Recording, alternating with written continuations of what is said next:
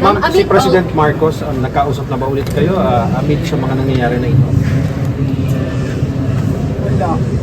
Hindi naman kasi kami talaga nagkausap niyan. Hindi kami magkaibigan.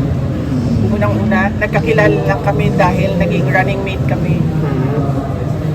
So, bago pa man kami naging running mates, hindi na kami nag-uusap. Nagkausap lang kami during campaign at dahil sa trabaho noon, banda ngayon hindi na kami Pero nag-uusap. kailan po yung last na Ang kaibigan ko talaga si Senator Amy Marcos. Kilala niya ako since 2012. Pero kailan po yung last na pag-uusap po?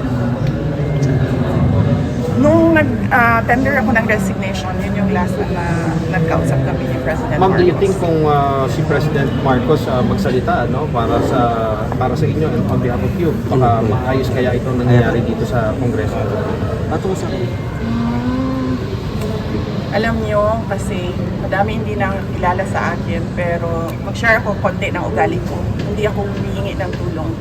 Alam yan ng tatay ko, naging mayor siya, naging president siya. Hindi ako humihingi ng tulong talaga. Kaya nga kanina kung nakita ninyo, lumapit ako kay Congresswoman Gloria Arroyo. Sinabihan ko siya, ma'am, huwag ka na magpa-stress.